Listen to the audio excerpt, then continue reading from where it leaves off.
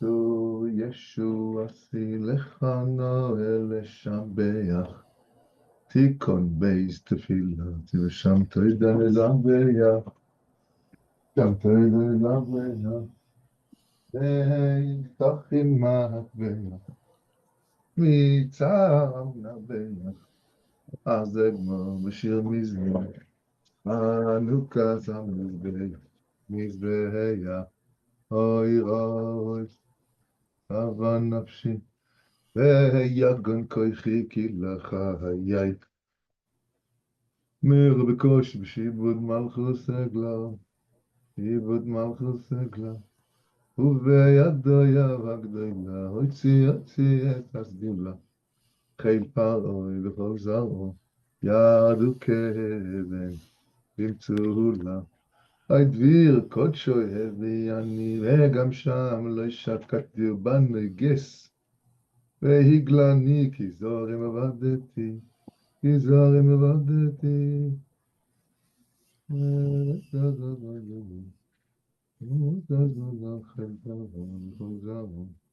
ירדו כאבן וימצאו לו, וקודשו הביאני, וגם שם לא שקטתי בנגס. כי זורים עבדתי, כי זורים עבדתי. ויין רע שחתי, כמעט שעברתי קץ בבל, זרוק בבל, וקץ שבעים, ושעתי. חשוף זרוע קודשך וכל הקץ הישוע נקום נקמס. ויאמר שעה, יחל לנו הישוע, ואין קץ לי מיעבוד חי אדמון, בצל צלמון, הקם לנו לא ישיבה. Oh, Yeshiva. Welcome, everyone, to the Tzfat Chai again. 18 minutes of inspiration. Hopefully, we can get inspired together. I think the only what makes a better doctor than others, besides hi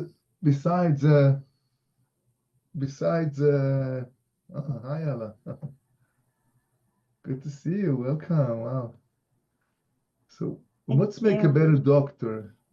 A better doctor makes, besides that he has like siyata dishmaya, help from above, or he's talented, but usually a good doctor is a doctor who has learned a lot, who worked a lot.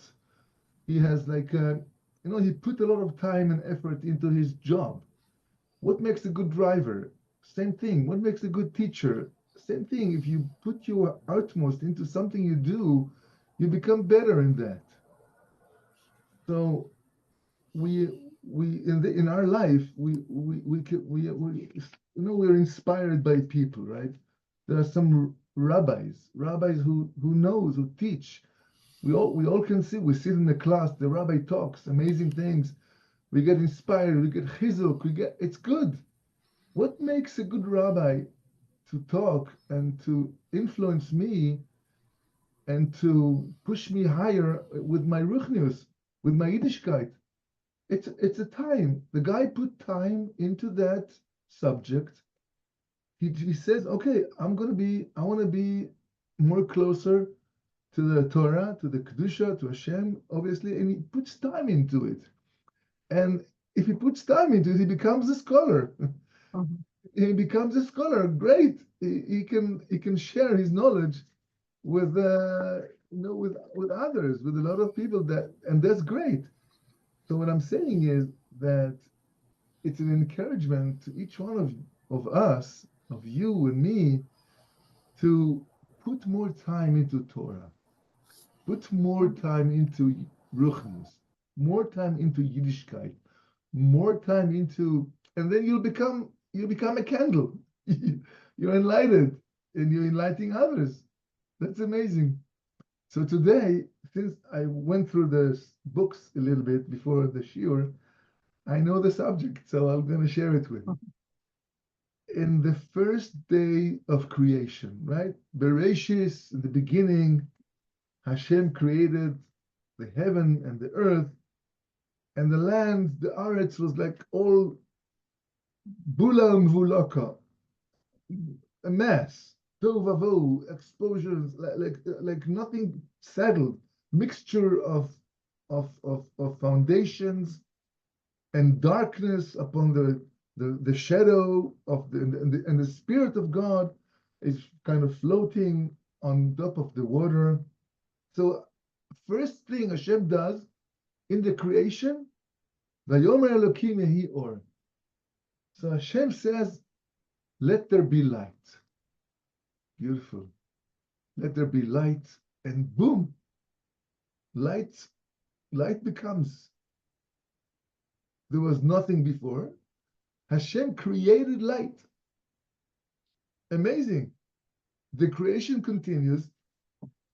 Creation continues, and the creation continues, and further on, we finish the first day of the creation. We get to the second day, and the third day, and the fourth day of the creation. Fourth day of the creation, Hashem creates the sun and the moon and the stars. Fine.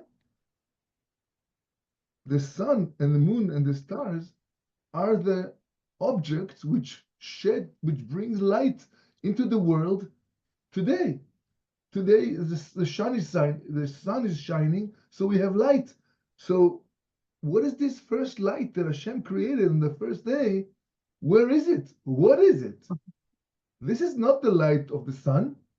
Sun was created Wednesday, nor the light of the moon, star, everything. So it's a new light. It's a light that is not the light we use today. That's one thing I want to build over here.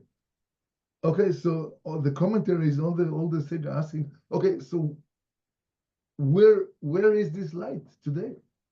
Rashi helps us and tells us that this is the light that Adam Arishon, that this is the light that were used by Adam Arishon to look, to gaze, to inspect from the end of the world to the end of the world. This is the light which today is called the Ohr HaGanuz, the concealed light, the hidden light.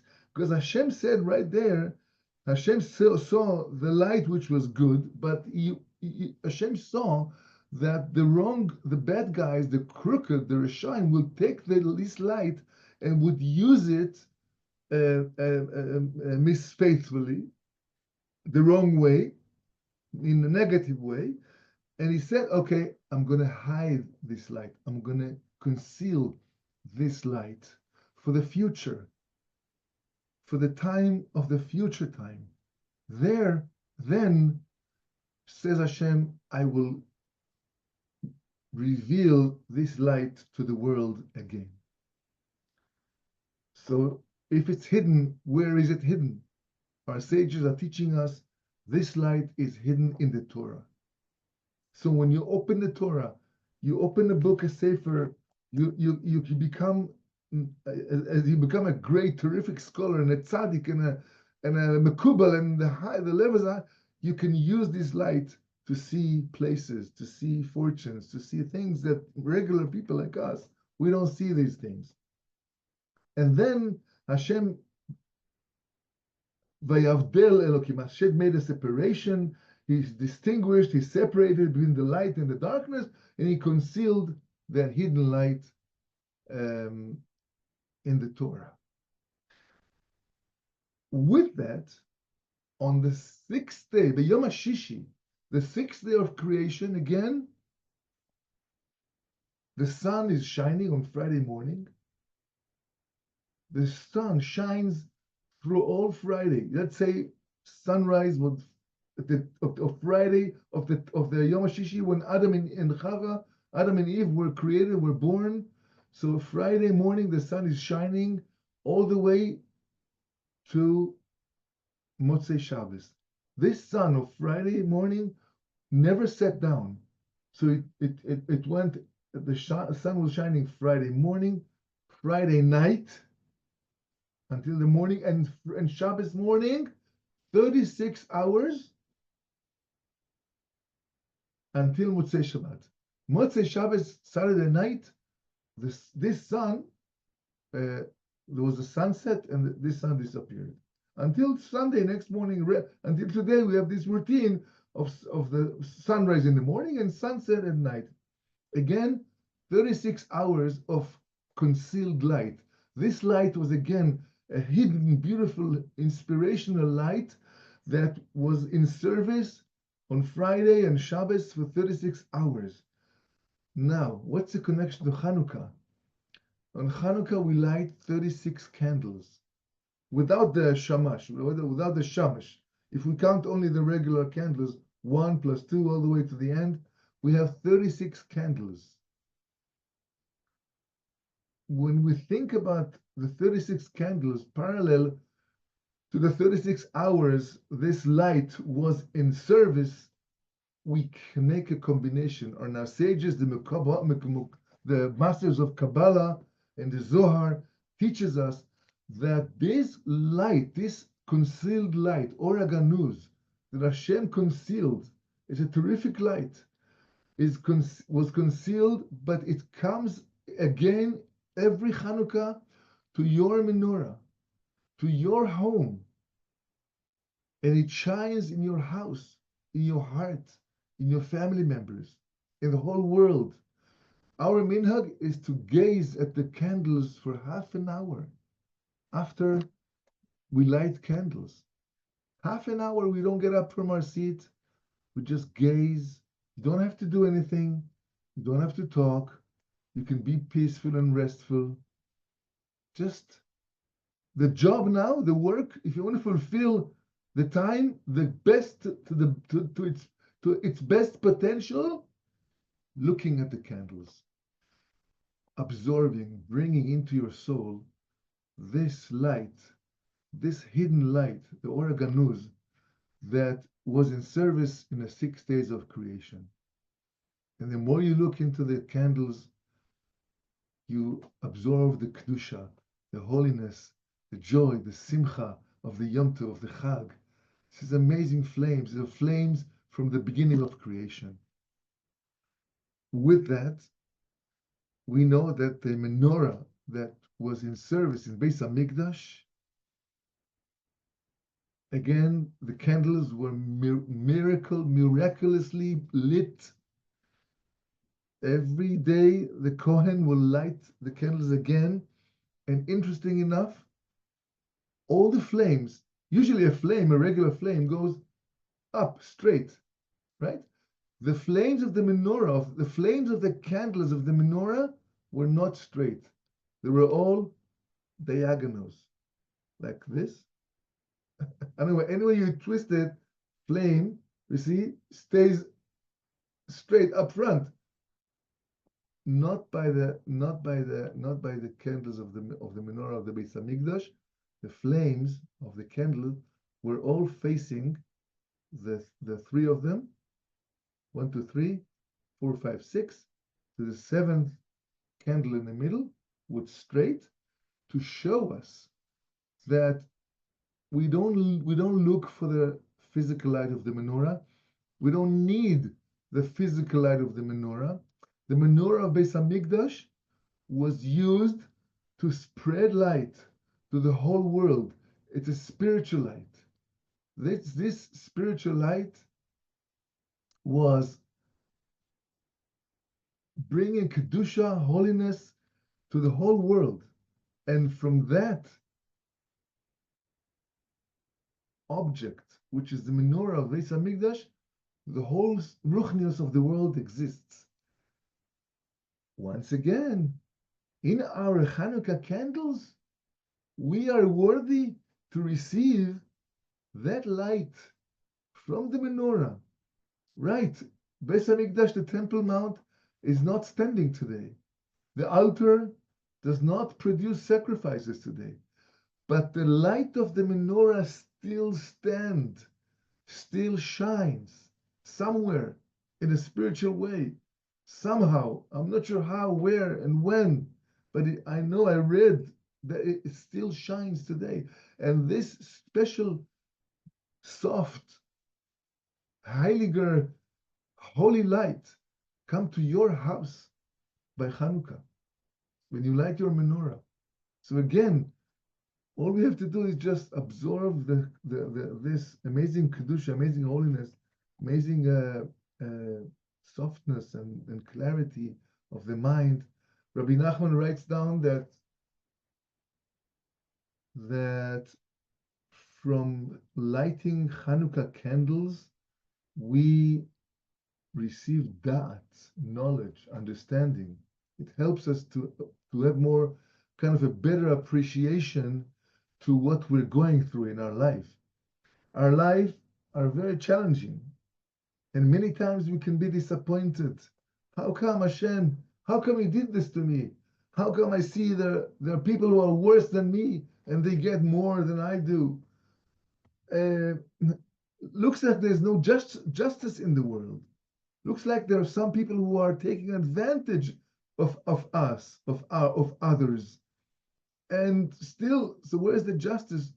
Again, in Hashem's world, it's all justice. It's all justice, it's all right. We have no idea, we have no appreciation to the godliness, to the elokut, to understand what's going on here. But this is how it works. And inhaling the da'at, the understanding of Chanukah, will help us to cope and to go over it, to spring, to jump over the obstacles, not to stuck, not to get my life stuck. If something take disadvantage of me or hurt me or whatever, I should go on with my life. It should continue. Life is great. Life is beautiful. So many good people around. Why should I stick to the kvetchi, ichchi, echchi, that feeling of disappointment? I just want to tell you a little bit of a joke. I was in Los Angeles just came back last trip, and I was in a place where they gave a lot of chesed to some disadvantaged people. A lot of great things, food and sleeping, and a lot of chesed, a lot of chesed. So I told the guy who was in charge of the chesed that they are doing such a great job. They're giving the disadvantages people so much greatness.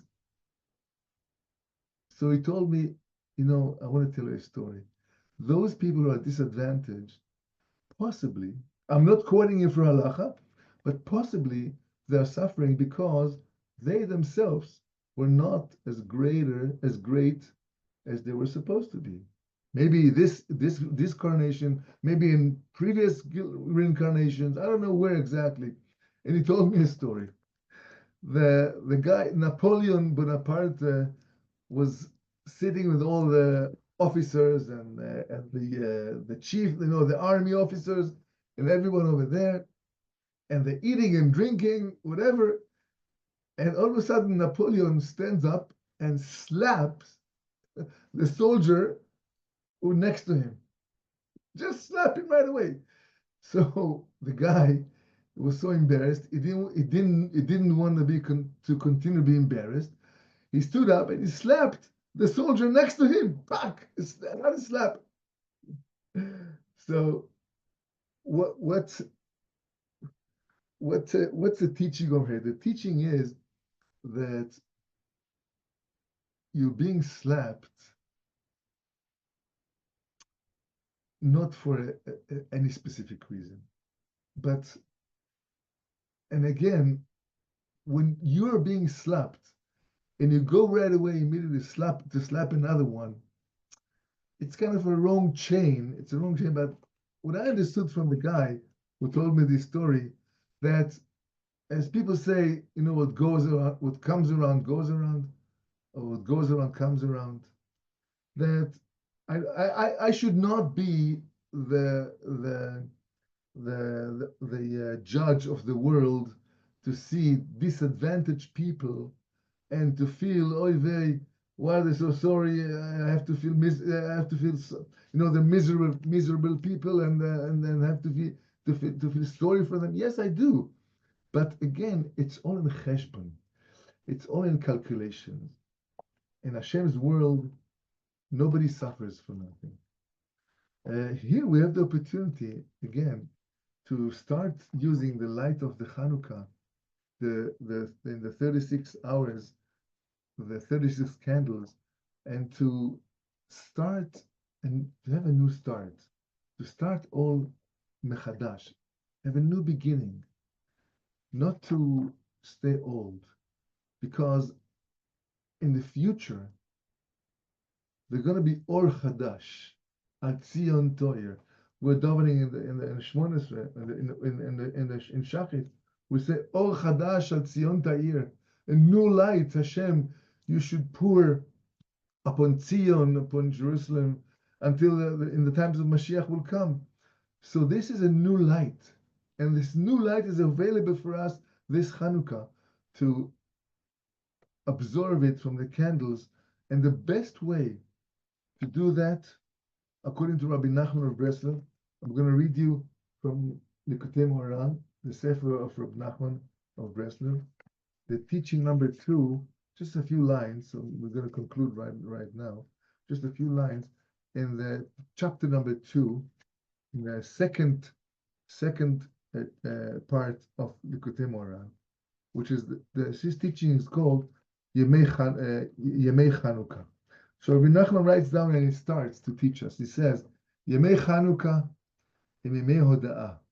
The days of Chanukah, all the 8 days of Chanukah, we say Hallel in the morning and at shul, or if you daven at home, you should make sure you say the Hallel, right? It's right after the portion of on this regular Sidurim, right after the service of Shabbos, of Mincha, the Hallel is there. We make a bracha over the Hallel.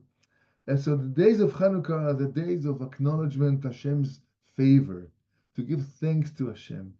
As it says in the Alanisim that we say every Birkat HaMazon and the Shmonesh by Modim, where it's written over there by Alanisim that our sages have declared the 8 days of Chanukah, they established that the 8 days of Chanukah to praise and to thank Hashem.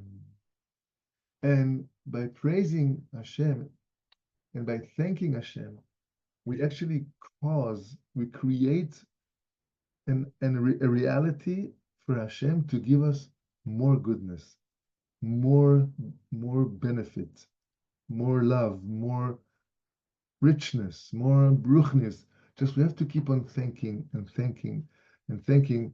And I will conclude with a story from Rav Koenig, Zecher Tzadik Levracha of blessed memory, that he once told me that an old woman taught him a very special lesson, and she was a Geveret Simcha. That's what her name. She was like a lonely woman, never married, didn't have family. Still, she was older. She used to come to the Rav to pour her heart, to get chizuk from the Rav. And one time she told the Rav, and the Rav told that to me, that he learned something from Geveret Simcha, Mrs. Simcha, that was her name. She says to him, Kvod Rav, Rabbi, אני מודה לשם על מה שיש לי, ואני מודה לשם על מה שאין לי. אני מודה לו על מה שהוא נותן לי, אני מודה לו על מה שהוא לא נותן לי. I thank Hashem, says Mrs. Simcha, I thank Hashem for what he gives me, and I thank him for what he does not give me. Because I know if he doesn't give it to me, it's his decision. And I have to like it and accept it, and to realize it's the good decision for me. It's a good thing for me. Okay, so happy Hanukkah, Freilichen Hanukkah, and good Shabbos coming up. When Shabbos and Hanukkah are connecting, it's the most amazing thing. It's a high light upon a high light, and just enjoy Shabbos, enjoy the 192 hours of Hanukkah that we have to enjoy from the Wednesday to Thursday. 192 hours. Count the hours. Every hour is Hanukkah hour. Every hour is a Hanukkah world. And you can just step into Hanukkah world and nourish your soul with it. So good Shabbos, everyone. Shabbat Shalom. Shabbos. We'll come again. Thank you, Freilich Rabbi. and Shabbat Lichtig and Shalom. Hanukkah. Shabbat Happy Shalom. Hanukkah. Happy Hanukkah.